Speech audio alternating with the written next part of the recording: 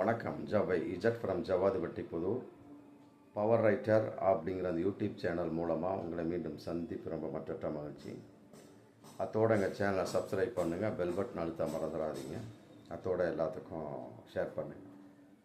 அதாவது தனுஷ் ஐஸ்வர்யா ஜோடி இன்னைக்கு விவாகரத்தாகி ஏறக்குறைய ஒரு வருஷத்துக்கு மேலே இருக்கும்.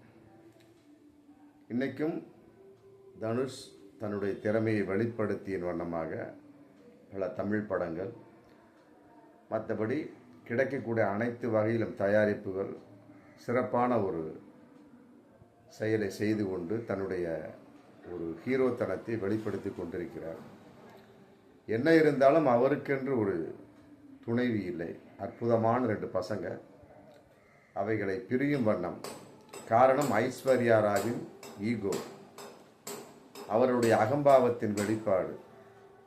ரஜினிகாந்த் எவ்வளவோ சமாதானம் பண்ணார், கஸ்தூரி ராஜாவும் எவ்வளவோ சொன்னார். ஆனால் இருவரும் ஒருவருக்கு ஒருவர் கேட்பதாக இல்லை. குறிப்பாக ஐஸ்வர்யா ராயினுடைய அந்த ஈகோத்தனம் குடும்ப வாழ்க்கை சிதைத்து விட்டது. என்ன காரணம் அப்படிங்கிறது இன்னைக்கு வரைக்கும் தெரியல. ஆனால் ஈகோ, நீ பெரியவனா நான் பெரியவனா, புருஷங்கார பெரியவனாக இருந்தானா பொண்டாட்டிக்கு தான் பெருமை.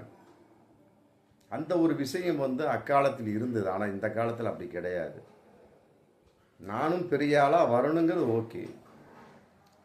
அதற்கு எதற்காக புருஷனோடு போட்டியிட வேண்டும், அடுத்தவனோடு போட்டியிட. புருஷனுங்கிறது உன்னோடு சேர்ந்தவன், உன் குடும்பத்தோடு இருத்தி கொண்டவன், உன்னை நிலைநிறுத்தியவன், முடிஞ்சு போச்சு. அப்படி இருக்கக்கூடிய சமயத்தில் புருஷனோடு இன்னைக்கு பல பெண்கள் போட்டி போடுறாங்க.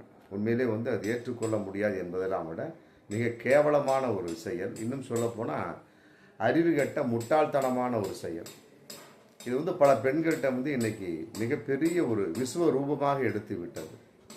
அதன் அடிப்படையில் தனுஷ் ஐஸ்வர்யா ராய் விவாகரத்து முடிஞ்சு இன்னைக்கு அவர்கள் பிரிந்து வாழ்ந்து கொண்டிருக்கிறார். தனுஷ் இன்னைக்கு வரைக்கும் கல்யாணம் செய்து கொள்ளாமல் தனித்து வாழ்ந்து கொண்டிருக்கிறார். அவர் ஒரு சினிமா நடிகர். ஆமாம், அவர் சொல்ல வேண்டிய அவசியம் இல்லை. இது அடிப்படையில் ஒரு 2-3 நாளைக்கு முன்னால் சன் ஆஃப் சர்தார் 2 அப்படிங்கிற ஒரு படம் ரிலீஸு. அப்புறம் அங்கே இது ஹிந்தி படம் இல்லையா, அங்கே ஒரு பார்ட்டிலாம் கொடுப்பாங்க. கொடுக்கக்கூடிய சமயத்தில் அதில் தனுஷ் கலந்து கொள்ளக்கூடிய ஒரு சூழல். காரணம் என்னன்னு கேட்டால், நடித்திருக்கக்கூடிய மிருனால் தாக்கூர் அப்படிங்கிற ஒரு நடிகை நடிச்சிருக்கிறாங்க. அவங்க கூப்பிட்றாங்க தனுஷை. அவரு கலந்துக்கிறாரு.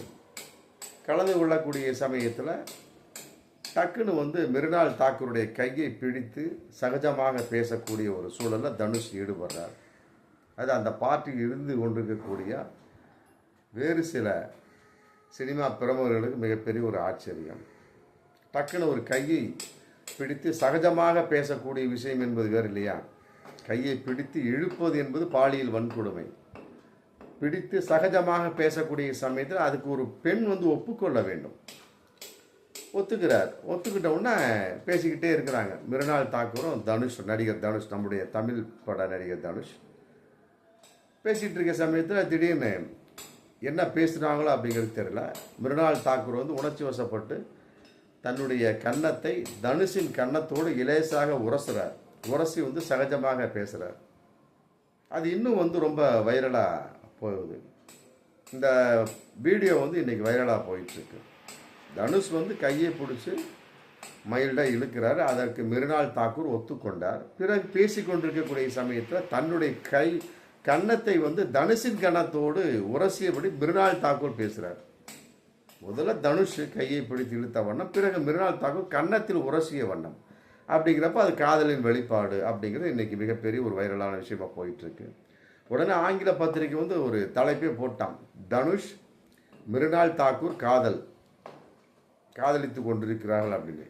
இதையெல்லாம் விட இதுக்கு முன்னால் பல விஷயமான தகவலும் போய்கொண்டிருந்ததாக இப்போதைக்கு தகவல் வந்திருக்கு. அதாவது தனுஷும் மிருனால் தாக்கூர் ரொம்ப நாளாக டேட்டிங் செய்து கொண்டிருக்கிறார்கள், காதலித்து கொண்டிருக்கிறார்கள் அப்படிங்கிற ஒரு தகவலும்.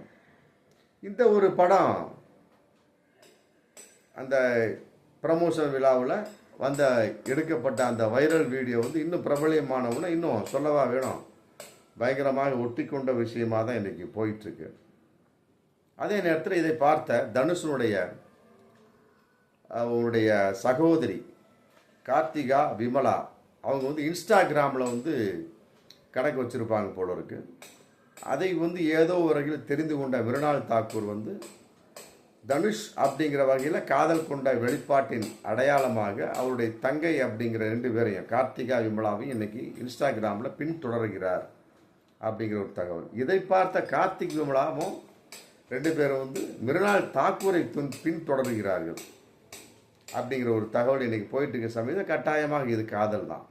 அதில் எந்த ஒரு மாற்று கருத்துமே இல்லை. பொதுவாக ஒரு ஆண் வந்து எப்படிப்பட்ட ஒரு விஷயமாக இருந்தாலும் ஒரு பெண் துணை இல்லாமல் இருக்க முடியாது. அதில் ஏதோ ஒரு வகையில் மிருணாள் தாக்கூர் காதல் வயப்பட்டு விட்டார். இவர் அவர் மீது காதல் வயப்பட்டு கொண்டார். ஏதோ ஒரு வகையில் காதல் உண்டானது. அது சகஜமான ஒரு விஷயம். இது பல பெண்களுக்கு இன்று புரிவதில்லை. ஆனால் மிருணாள் தாக்கூர் புரிந்து கொண்டார் அப்படிங்கிற ஒரு நிலைப்பாடு.